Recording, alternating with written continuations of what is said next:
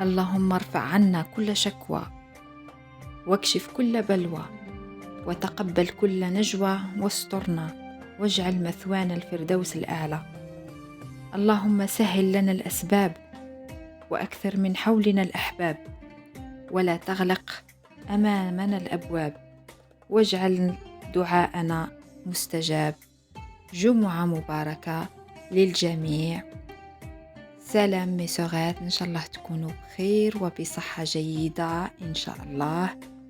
اليوم راح ندير لكم فيديو جديد، لأنه هذه الجمعة الأولى من شهر شوال. إن شاء الله تكونوا كامل بخير، وعقبتوا رمضان بخير والعيد بخير.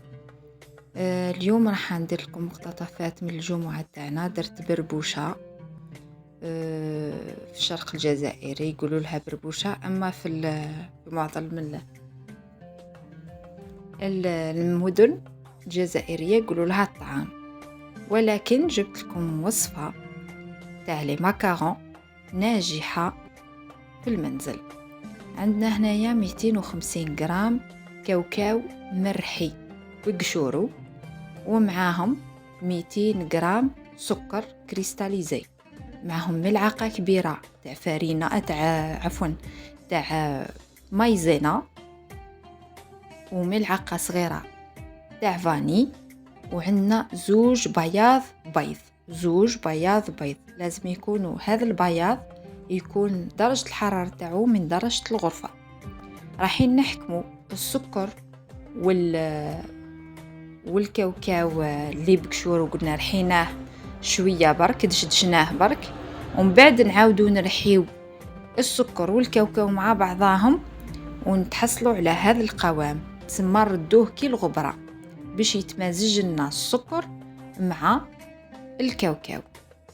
يعني عاودت هنا نرحي فيهم.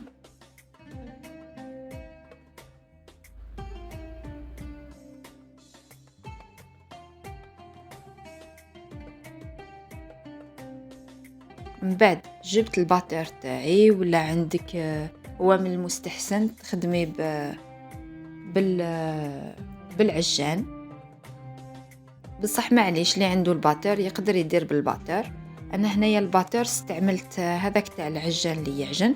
درت زوج بيض، قرصة ملح لازم تكون، ونزيد تدريجيا هذاك المكونين اللي خلطتهم مع بعضهم، اللي هو الكاوكاو والسكر كريستاليزي، نزيدهم تدريجيا ونخلط مليح. بيان سور كي نبداو نخلطوا راح نديروا درجة الخلط تكون صغيرة، ومن بعد نضاعفوا السرعة.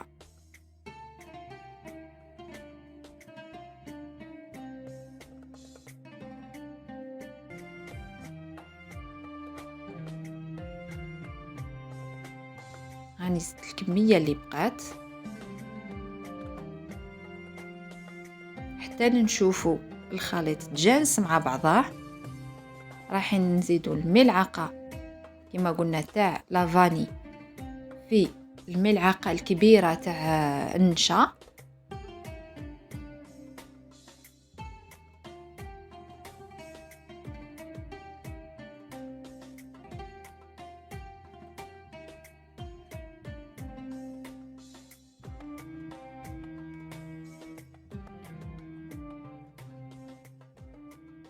يعني ضعفت هنا السرعة.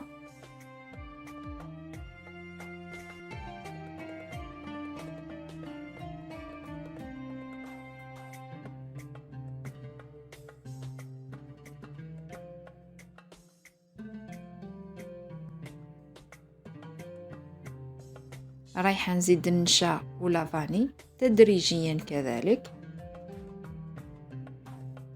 حتى الكمية الأولى تمتزج مليح مع الخليط باش نزيدوا الدفعات الأخرى.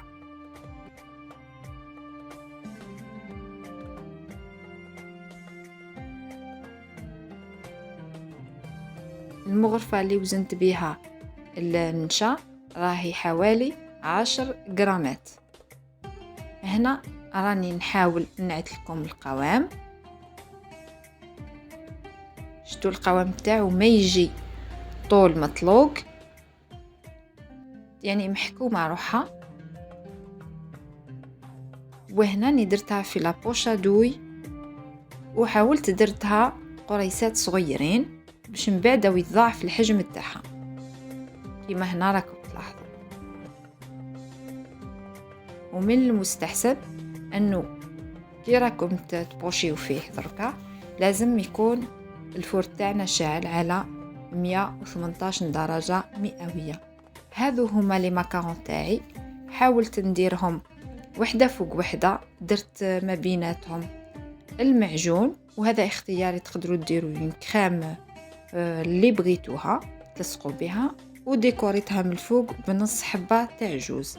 جاو ما شاء الله لذاذ، وأون بلوس يتعالكوا كيما تاع الباتيسري.